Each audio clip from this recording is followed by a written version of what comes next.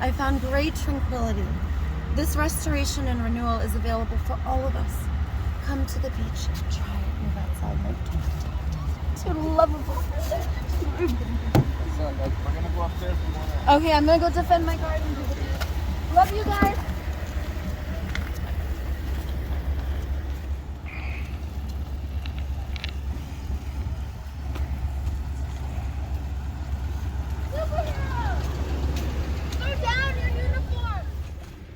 I'm proud to have you in our community too, and I am sad that the friends who choose to have freedom, who choose to make their own shelter, which is exciting and innovative and courageous and powerful, that it is stigmatized. I am sad.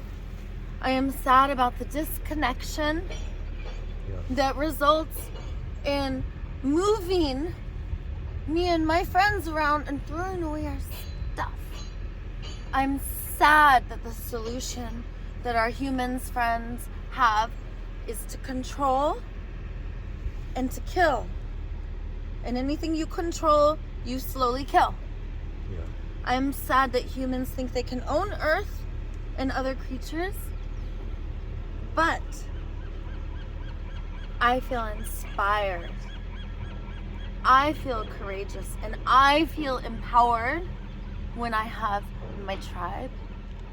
I know that the wild ones are traumatized, but we could heal and we could rise. Perhaps there's Geronimo inside, all of us outside. And Geronimo, he just wanted a life, to be free, to be able to have his friends that are not of just the same species as he. And you are Geronimo, reincarnated. You've grown 3 inches since we've been mentioning him, as if you decompress and lengthen a prouder chest because you know how powerful you are. You know this is not your place. But you do choose freedom, just like Geronimo. He would not go get in a house or anything else they tried to bribe him with. Money, market economy is very versatile. You can pretty much get anything, even love. But none of it's real. And because it comes from a fake place, because it's created from should, have to, expectation, or should, it will never be as wonderful as what comes from our self-actualizing, inspired, playful, creative state that honors our willingness and capacity. And I know you are no slave. You may not be a king that's accumulated so much abundance that he has no idea where anything that comes from, and has no idea where anything that goes out goes to.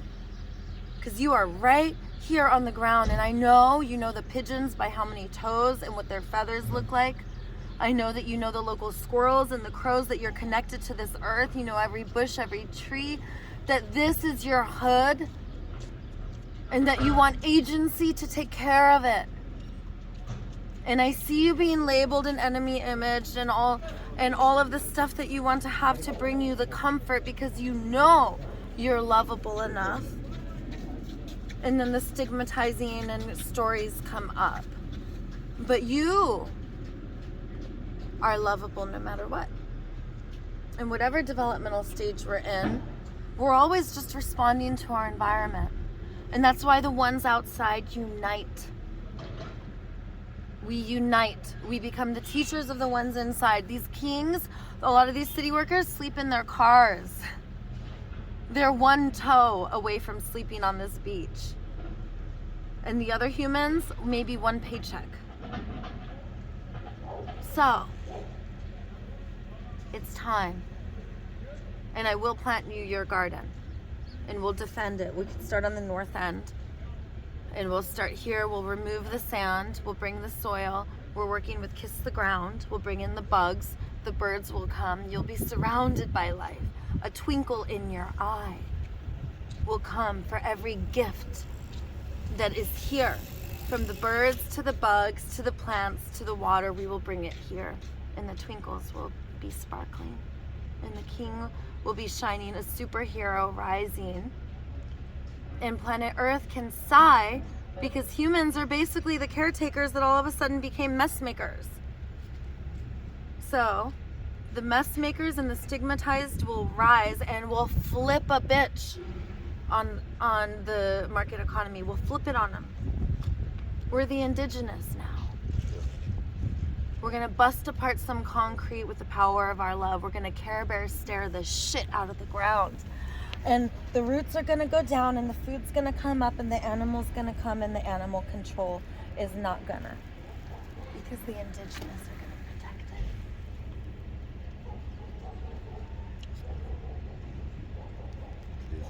it. Yes, I got your back and I see you.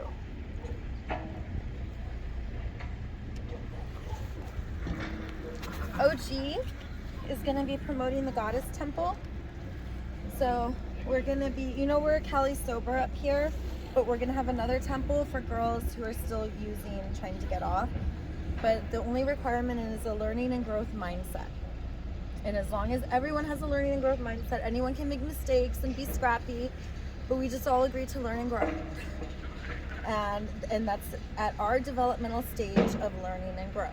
So there's lots of love and support and empowerment, but we're a tribe. So we have, you know, we feel healthy shame, but there's an incredible amount of love holding it. Unlike in society where they just use shame all the time. In our tribe, Venice community, one thing that we have that friends in there don't have is we have a deep connection to each other. We all know what needs each other has. We all know what each other's patterns is. We all know when something's wrong and we take care of each other. And we may scrap and we may fight, but it's because we're traumatized.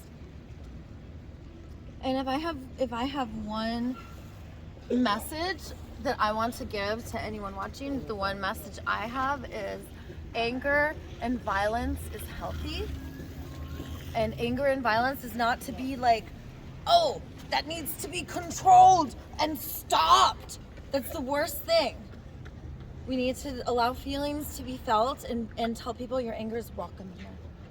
And create a space so that people can feel, so people can alchemize, and then we get conscious and creative on the back end, where we get the hindsight by looking back at what we would have, should have, could have, wished we did. And then we get the foresight by looking forward and try to visualize what to do next time. We don't shame, but we love up. And violence and anger is the truest, rawest call to love that I know of. And underneath it, a layer below, is a golden jewel. It's a need. And it's easy to reframe when someone's upset what their underlying need is. When the city workers come out here, the solution is to throw away, because then it's like, oh, now there's no mess. We cleaned it. It's like, no, you didn't. You just threw all the stuff away. But you didn't fix the problem. You just threw away people's stuff. Now they have to go get new stuff. And we also have a huge trash problem on Earth. Now we're contributing to the trash problem. What about the animals? What about the clean water? Like, we're putting tons of resources and manpower and energy into cleaning up stuff instead of meeting needs. So if these city workers came out here and instead of destroying our garden and stuff, which they left the garden alone today, but instead of doing that, they could come out here and garden with us. And like you heard him, this guy's cool, I know him. But I bet you if someone who didn't know him went up to him and said exactly what I just said, you would get the same outcome. Hey, would you love to have plants and animals and a piece of earth to take care of? We're not taking care of earth. We're paying arborists to cut so much off of trees that the birds get really upset. Everyone gets really upset. They cut way too much off. Like, there's friends already living outside who would take care of everything. So maybe get like city workers to come out here and find out what people like to do and figure out what needs to get done. And then you have community members who are caretakers. And then you don't just have the humans doing it, but like birds and dogs, if you watch them, everyone's always digging in the soil and everyone's always working. Without knowing they're working, they're working. And in the soft soil up there, I watch amazing stuff. There's a husky that comes and hangs out. He digs a hole there and goes to the bathroom in the ground and buries it like a cat, because the soil is soft. So this is natural. Like humans, why aren't we digging a hole? That's like planting a beautiful gift in the ground, because all of that, trillions of organisms, so more cells in our body, living beings are delivered into the ground in a pocket, a gift of love, and then next season something might be growing out of it that we ate. That's amazing. But not when we feed dogs doggy pebbles, not when we feed humans cooked and processed and all kinds of food. But when we just eat from earth, the food is much more delicious. I guess I just want to ask the question, like,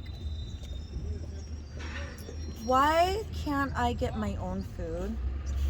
Why do I have to have others get my food for me?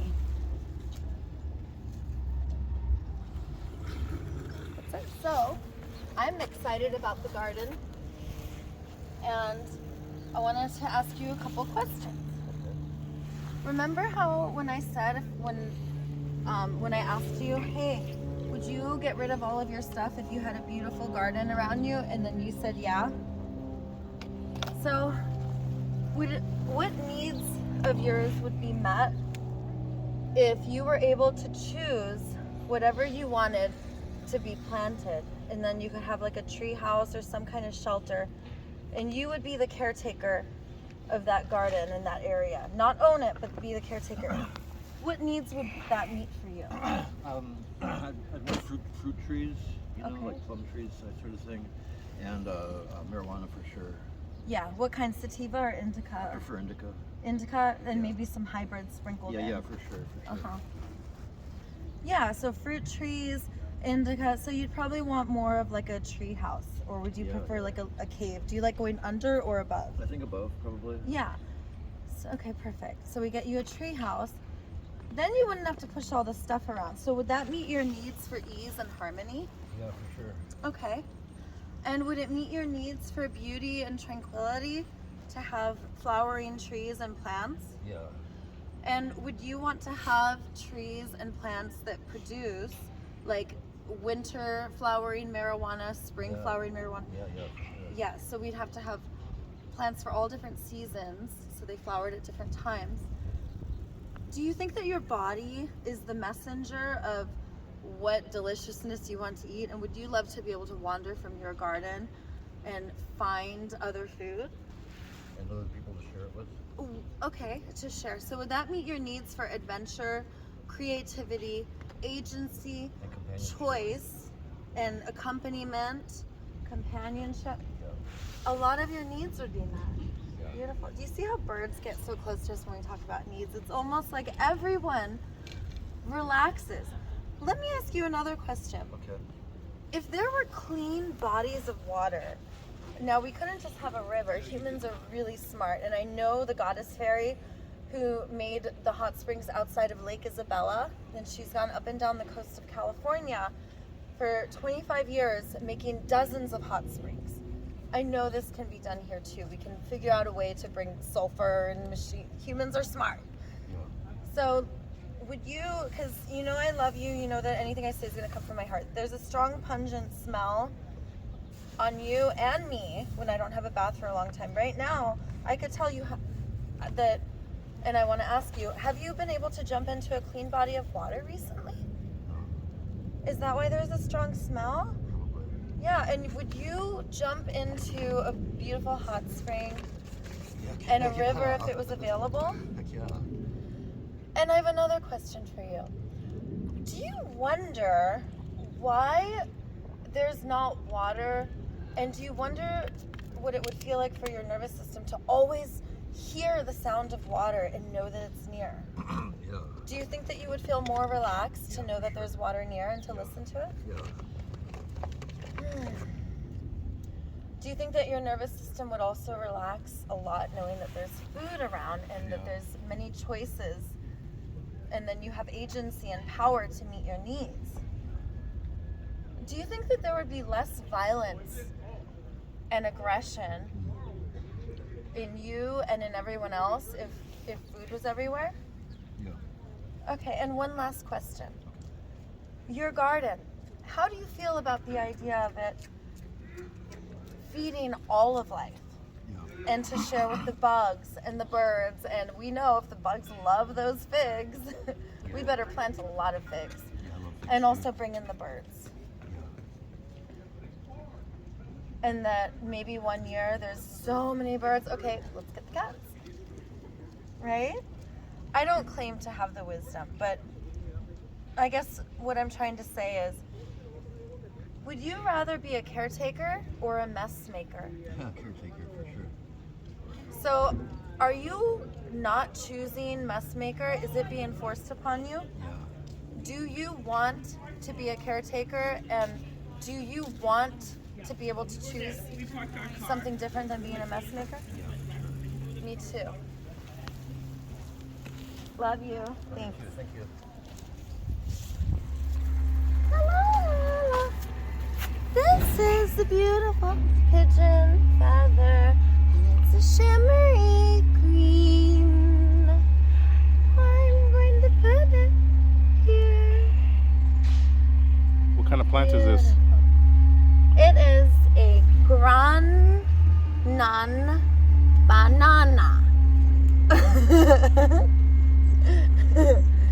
And these flowers were hiding on ozone under blankets for like a couple days because I was so upset. Like, that guy came back and ripped out the garden, so I didn't want to plant them.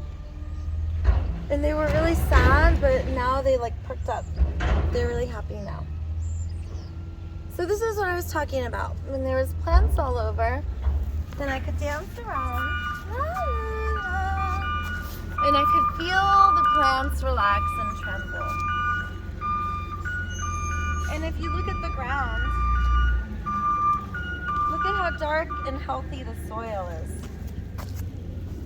See that? So this soil is living. How did you get the soil? Or what is it? So lots of places. Home Depot, and then we also got stuff from Venice High School. David, who started the LA Seed Library, he gave us like plants. And then Kiss the Ground has a garden next to the Venice fire station, and they gave us worm casings and compost and worms, and they gave us soil where when you move it, there's like bugs and worms in it. So birds were eating bugs. So it looks like it was a lot of soil. Tons. We also removed all the sand, and we were cutting our fingers and feet, moving the sand. Yeah, like it was pretty gnarly because there was glass and needles, and the city knows that. The city knows that the sand is really dangerous. So we did the city a huge favor. Like, we removed a ton of sand, and then in its place, we brought tons and tons and tons of soil. And the soil kept packing down because it's fluffy and it packs down. So then we kept bringing more and more. In bags? Oh yeah, just tons. And then we would take big, huge containers to Kiss the Ground, and they would fill the whole container. And then we would come and dump it. And then we had, like, that guy right there, he brought us soil, the guy in the spray paint van. So city members were bringing us soil and plants, and the city came in because our garden was like up above the ground, and they literally came in and bulldozed it. So they took with them worms and bugs everyone was in shock. Like, you could feel the trees and the birds were just like, what happened? All those babies are gone. Because that's what they are. They're just baby plants. Yeah, this is where the papaya tree was. So we're gonna start here and go there. So I'll do this section next. And then that way, oh, okay, this is why. So we decided everywhere we garden, when the city bulldozes it, we're gonna put sprouts. So over here, there's tons of little baby sprouts. I could show you them.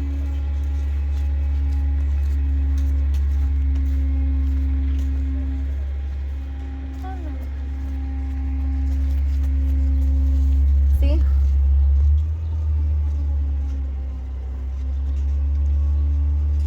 Those are all little sprouts. They're all over here. So all those sprouts are all different vegetables. So this whole area is all little baby sprouts. And we're taking the intricate work of sprouting seeds, and then we put the little baby sprouts there. So What do you call this garden?